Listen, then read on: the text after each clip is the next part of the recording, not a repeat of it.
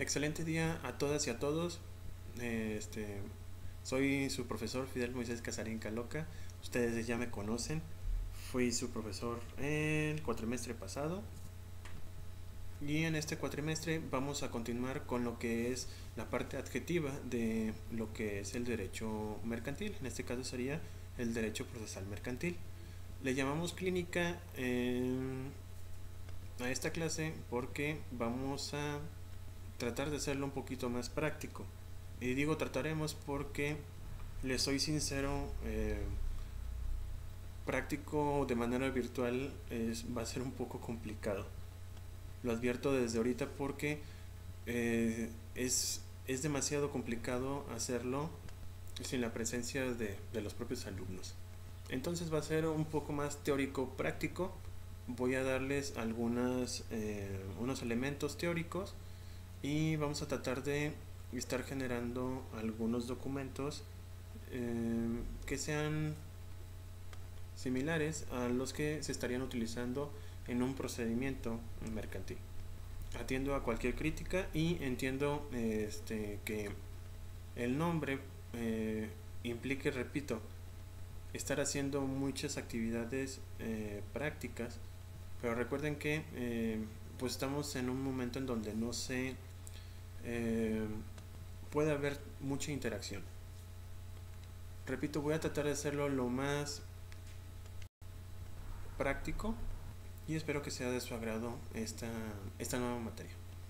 En esta ocasión voy a darles lo que va a ser el procedimiento de la clase virtual, y hasta en tanto no nos diga nada de la universidad vamos a seguir haciendo esta dinámica hasta que baje la cuarentena. Bueno, nos den el visto bueno de ya no estar en cuarentena o poder hacer la clase de manera presencial. Por lo pronto, a partir de las 8:50 yo voy a mandar un mensaje. Me están pidiendo que sea forma de audio o de video. Se lo voy a mandar de manera de audio y les voy a pedir de favor que pongan la palabra, como siempre, la palabra presente, perdón, su nombre completo y la palabra presente en el mismo mensaje. ¿Para qué? Para no estar saturando ese chat y todo lo que ustedes quieran hacer o todas las cuestiones que quieran realizar que sea en el chat alterno. El desarrollo de la clase va a ser a través de video. Lo que quiero hacer es lo más pulcro, por así decirlo, en la clase. Yo sé que a algunos de ustedes a lo mejor se les puede complicar mucho el hecho de que sea a través de videos, pero no veo una forma más eficiente de que haya una interacción entre ambos que no sea a través de este video, porque la otra forma sería a través de una videoconferencia y eso también implicaría tener mayor número de capacidad de internet, y eso quizás le pueda perjudicar a uno de sus compañeros o a la mayoría. Pero si ustedes encuentran una otra forma en que podamos realizar estas actividades, con todo gusto estoy a su disposición. Voy a tratar de hacerlo más corto los videos y vamos a hacerlo un poquito más de actividades. ¿Qué es lo que sigue? Una vez terminado el video vamos a realizar una participación. Voy a mandarles un formulario, voy a pedir que le pongan su nombre y van a responder ciertas preguntas. Ya con este tipo de formularios yo puedo más fácil juntar o conjuntar todas sus respuestas y generar un PDF para posterior creación de evidencia. Los criterios a evaluar, ya ven que la otra vez fue a través de forma democrática. Yo vamos, por la forma en que vamos a estar trabajando, sí decidí hacer estos porcentajes. Repito, si ustedes consideran que no es el adecuado, nos podemos poner de acuerdo, pero si no hay alguna objeción con ustedes, va a ser un 10%, un reportes de lectura. Vamos a cambiarle un poquito el concepto lo voy a dirigir más a lo que es procesal mercantil. Pero la primera lectura se me hizo muy importante y es un clásico que a mí me gusta mucho y espero que también les guste a ustedes. No es muy grande la lectura, pero sí es muy enriquecedora. La participación en clase voy a estar evaluando, por favor, cada vez que haya una clase, necesito de favor de que pongan su nombre y la palabra presente. Quienes se vayan integrando de manera posterior lo van a poder hacer, pero dentro de la clase. Lo que quiero es de que ustedes estén, esa hora, en teoría, ustedes tienen que estar dedicando a la clase, y por tal motivo la persona que no ponga su nombre completo y la palabra presente no la voy a tomar en cuenta esta vez como asistencia. Repito, no es por perjudicarlos, pero necesito evidencia que efectivamente estén en clase. ¿Ok? Entonces va a haber una asistencia, el porcentaje va a ser de asistencia y actividades en clase. Esas van a ser a través de los formularios. Son muy sencillos, ustedes ya lo vieron, pero ahora va a estar un poquito más controlado. La forma, por ejemplo, cuando presente el formulario, ustedes me van a contestar y yo ya voy a saber quién lo entregó y quién no lo entregó. Por último, y esos son de cajón, van a ser 2 exámenes parciales y un examen final. Para beneficio de ustedes, a mí nunca me ha gustado hacerlos de manera acumulativa, por lo tanto no lo voy a hacer en esta ocasión. Cada parcial va a ser independiente del otro para que sea un poquito más dinámico. El reporte también lo cambié.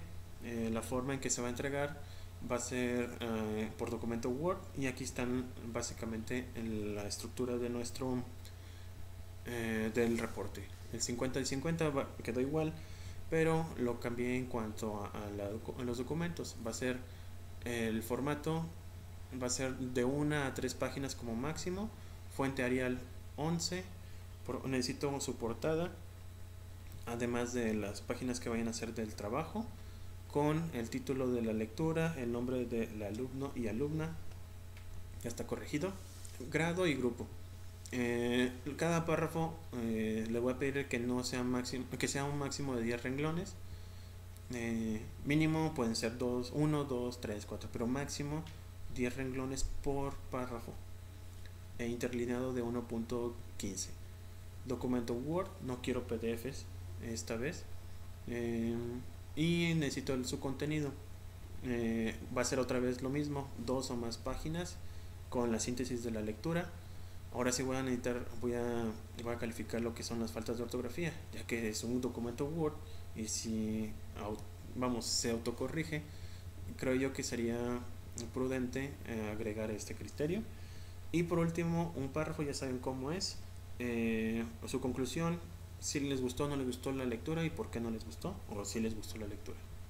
Bueno, el primer reporte son 2 capítulos del Quijote de la Mancha. Estos capítulos se encuentran en la segunda parte, mucho ojo, porque tiene una primera parte y una segunda parte, y en la segunda parte necesito que lean el capítulo 42 y 45. Son clásicos para lo que son abogados.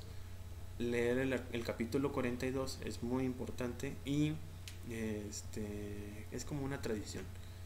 Y el 45, para que vean cómo Sancho Panza forma parte dentro de los procesos de los conflictos que se dan al momento de que se vuelve gobernador de su ínsula. Está muy interesante. La verdad es que es muy corta en las 2 lecturas, pero tiene un grado de conflicto por la forma, la lectura de escribirse estos capítulos. Van a necesitar leerlo una vez o 2 veces. Yo creo que 2 veces, se lo puedo asegurar, para poder comprender algunos aspectos de estos 2 capítulos. Pero les va a gustar. Bueno, Como objetivos generales de esta clínica van a ser la de comprender, analizar, explicar y aplicar la historia del derecho procesal mercantil. Bueno, no van a aplicar completamente lo que es la historia, pero a mí siempre me ha gustado darles un poquito de historia para saber cómo estamos en el presente y cómo vamos a seguir en el futuro. Asimismo, también se va a ver la forma de cómo se aplica, la legislación mercantil, la jurisdicción mercantil, los medios preparatorios, el juicio ordinario, las pruebas, el juicio ejecutivo mercantil. Vamos a ver la diferencia entre lo que es un juicio ordinario y un ejecutivo mercantil y los recursos que se utilizan en la materia mercantil. Espero que a mediados de la clase, del cuatrimestre, podamos hacer escritos de demanda, de contestación, y voy a tratar de hacerlo, repito, muy dinámico para poder, para que entiendan un poco más de lo que es esto, cuando se trata de litigar en materia mercantil. Nociones previas, me gusta repetirlo, ya se los he dicho, una definición de derecho para que ustedes tengan conciencia de lo que es nuestro trabajo. Y ya saben, esta definición es un conjunto de normas racionales un sistema racional de normas sociales de conducta declaradas obligatorias por la autoridad por considerar las soluciones justas a los problemas surgidos de la realidad histórica. Esa ya la hemos estructurado, ya la hemos analizado, y yo creo que también va a ser pregunta de examen. En lo que respecta a la noción de mercantil, define la RAE como un adjetivo que hace referencia a lo perteneciente o relativo a mercader, a la mercancía o al comercio. Es una relación mercader-mercancía. En cuanto a la palabra comercio, es la negociación que se hace comprando o vendiendo o permutando géneros o mercancías. Si se fijan, existe una diferencia en cuanto al comercio y mercantil. Lo mercante ya va dirigido a como una especie de profesión, y comercio no siempre es así. Nosotros comerciamos con algunos documentos. Ya vimos en nuestra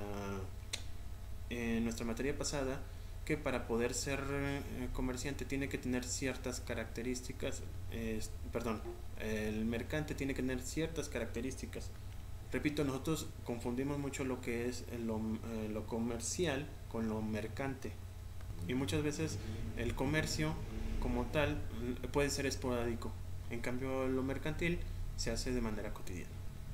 También lo que es el derecho mercantil, ya lo vimos en nuestro curso pasado, es la rama del derecho que regula los derechos y obligaciones, las relaciones jurídicas y la conducta de las personas y empresas dedicadas al comercio. Aquí ya le agregamos otros conceptos, lo que es el proceso y procedimiento. Lo que es el proceso es el conjunto de actos regulados por la ley y realizados con la finalidad de alcanzar la aplicación judicial del derecho objetivo y la satisfacción consiguiente del interés legalmente tutelado en el caso concreto, mediante una decisión de un juez competente. En cambio, un procedimiento es una consecuencia de pasos fijos.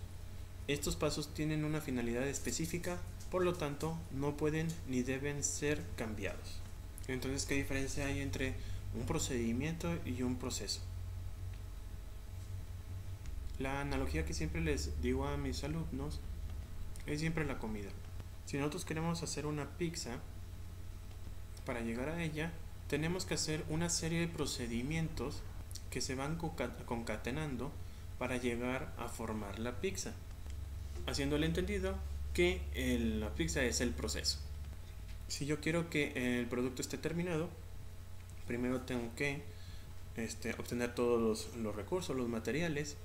En este caso, para la elaboración de este alimento, necesito tener todos los ingredientes, necesito tener la cocina, necesito tener, en este caso, el horno, necesito tiempo, necesito tiene que adecuarse ciertas situaciones para poder obtener ese resultado.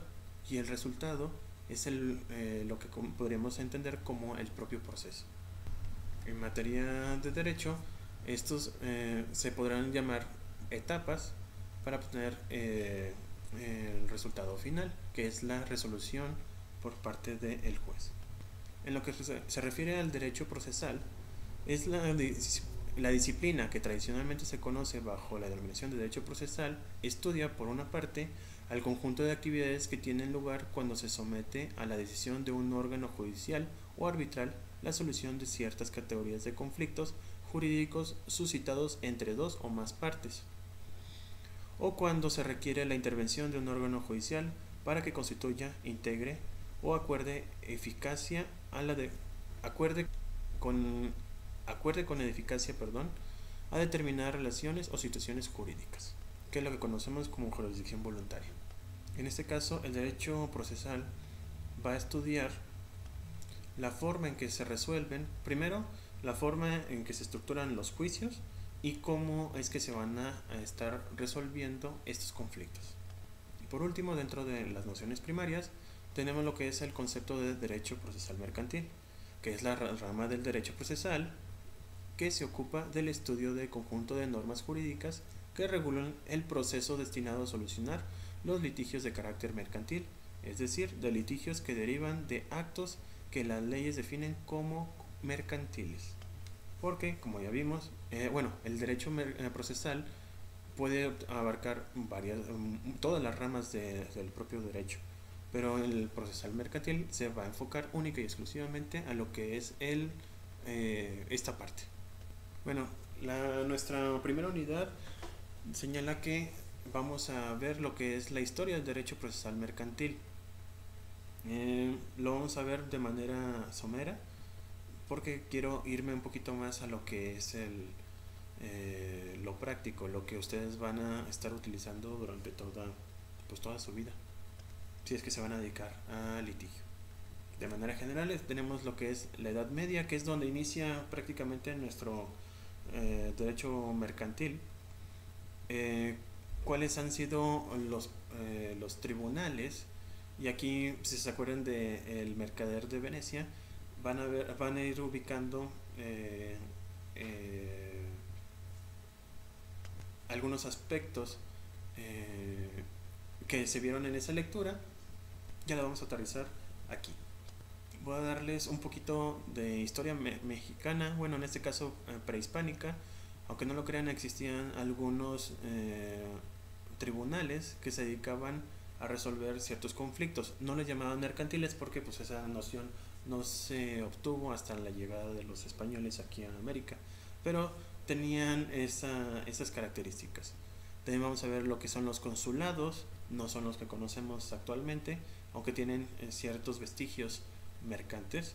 Y por último, respecto a México independiente, vamos a llegar a lo que es nada más a Porfirio Díaz, porque casualmente el código de comercio que expedió Porfirio Díaz resulta ser que es el que actualmente tenemos. Bueno, la primera de ellas ya vimos que era la Edad Media. Si ustedes se fijan en esta imagen, es un retrato de la caída del Imperio Romano de Occidente, derivado de los ataques de todos los ataques que hubo de las sociedades conocidas como bárbaras.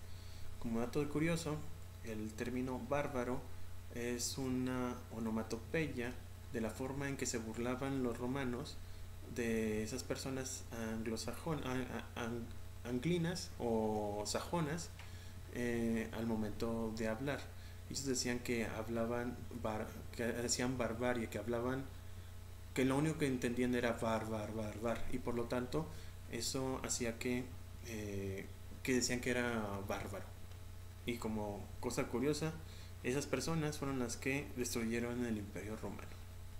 Bueno, ¿y por qué pongo esta imagen? Porque a partir de ahí se le conoce como la Edad Media. Y aquí pongo un punto, en este caso un paréntesis, respecto al concepto de derecho mercantil. Si se fijan, este derecho tiene por objeto regular las relaciones comerciales. El comercio y el derecho mercantil no surgieron de manera simultánea.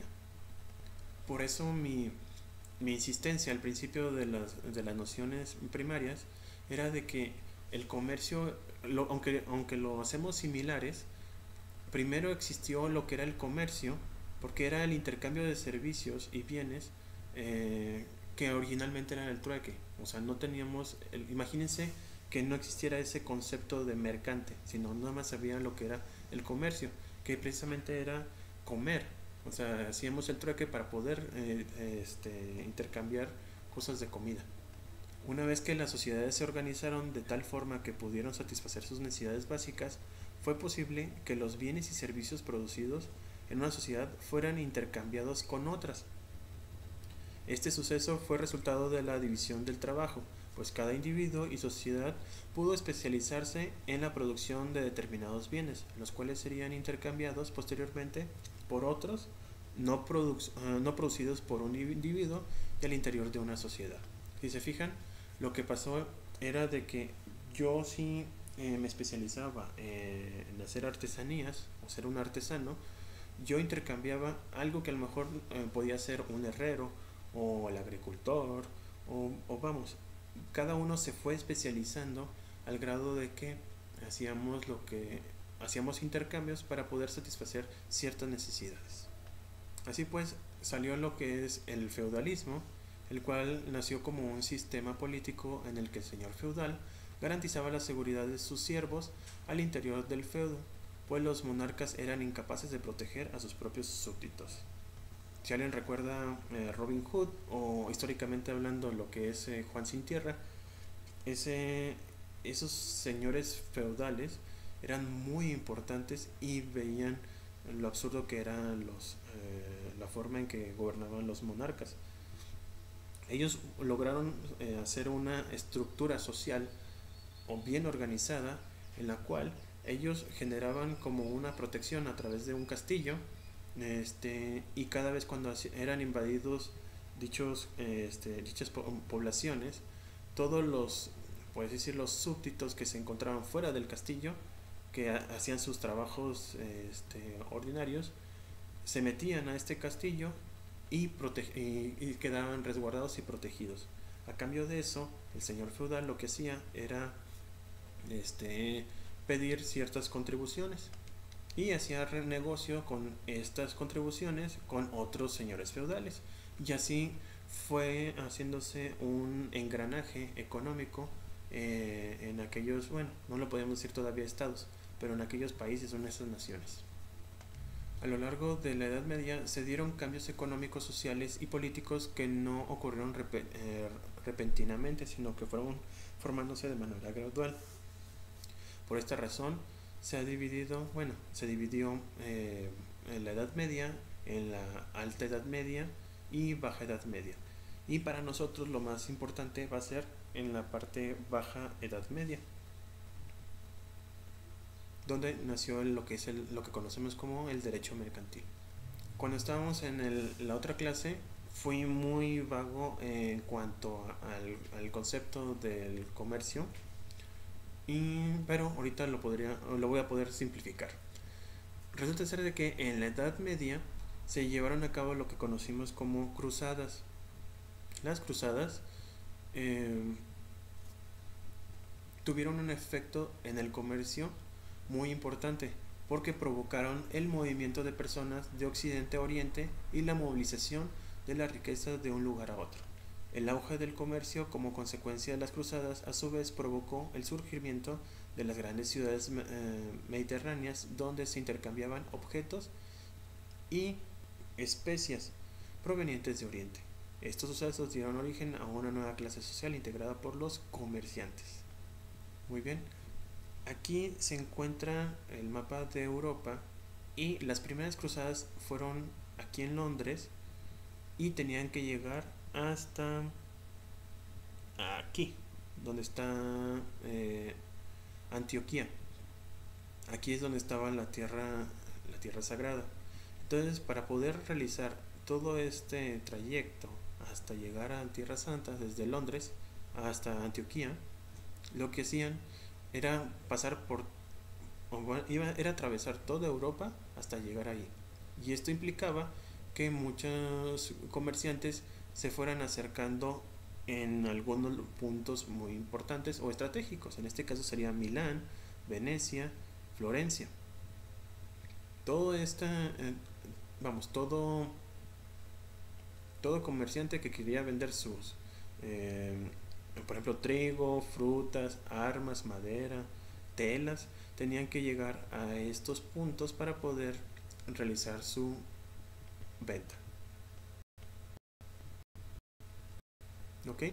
Entonces, el comercio en este periodo se convirtió en una actividad pujante que rebasó el derecho romano. Acuérdense que cuando se cae, cuando la caída del Imperio Romano, quedan sus leyes, se fueron tropicalizando, por así decirlo, con las leyes bárbaras, pero siguieron funcionando hasta esas épocas. Pero resulta ser de que, como eran varias sociedades que se reunían en esos puntos, implicaba que vinieran árabes o que viniera gente de África o de Oriente, bueno, de Asia. Y como saben, cada uno tenía su propio derecho. Al momento de centrarse todo ese comercio en ciertas ciudades, pues empezó a haber ciertos conflictos. Entonces el derecho romano ya no era suficiente para eso, porque era demasiado formalista. Si se fijan, cualquier comerciante trata de ser práctico, trata de facilitar la venta de su producto, y la única forma es hablando, haciéndolo de manera incluso sin de verbal, ni siquiera escrita. Entonces hace ciertas actividades dinámicas que el formalismo prácticamente se va olvidando. Y por esta razón fue insuficiente para dar solución a los problemas que surgieron en el comercio medieval, pues la actividad comercial alcanzó tal desarrollo que en un mismo día se realizaban múltiples operaciones entre personas provenientes de distintos lugares.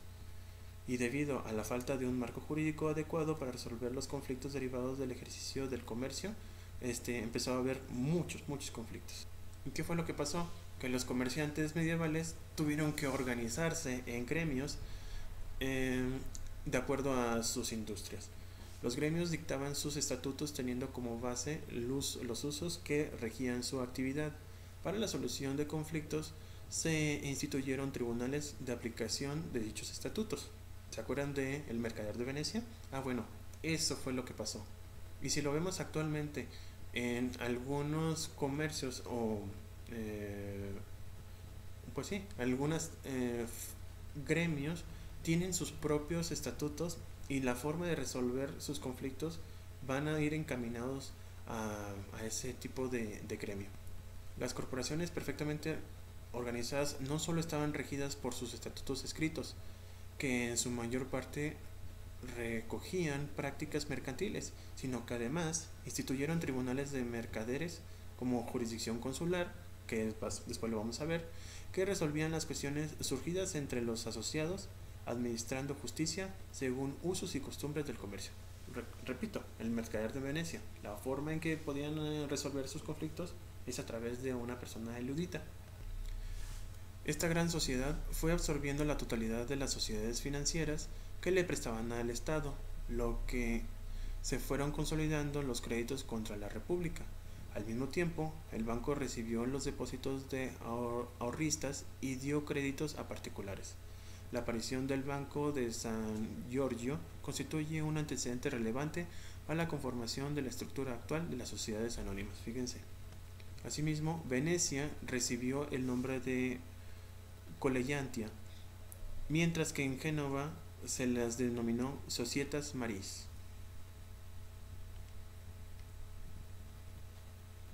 Estos eran contratos que reunían a dos o más socios. A uno de ellos se le denominaba gestor o tractans, el cual, quien además de aportar un cuarto del capital, se encargaba también de efectuar el transporte. Su socio era el denominado capitalista, quien aportaba las 2/3 partes de los gastos de la empresa marítima. Asimismo, los estatutos de los gremios en un principio solo eran aplicables a sus miembros. Esta situación cambió conforme el comercio evolucionó. El comercio floreció a tal grado que las relaciones comerciales no solo tenían lugar entre los comerciantes de distintos gremios, sino también entre comerciantes y no comerciantes. ¿Se acuerdan qué era lo que pasaba con un acto mixto? Bueno, lo anterior provocó que se ampliara la aplicación de los estatutos y los tribunales se extendieron a su jurisdicción aún a personas que no se dedicaron al comercio profesionalmente, pero que habían entrado en una relación jurídica con un comerciante. Para finales de la Edad Media, conforme se fue fortaleciendo el poder del rey, se estableció como requisito la aprobación real para otorgarle la validez de los estatutos de los gremios. De aquí fue donde entró las autoridades para obtener algún tipo de recurso. Bueno, hasta aquí el día de hoy vamos a concluir. Ahorita voy a ponerles el formulario para que realicen la actividad del día de hoy. Muchísimas gracias por su atención y cualquier duda estamos en el chat. Muy buenos días y cuídense mucho.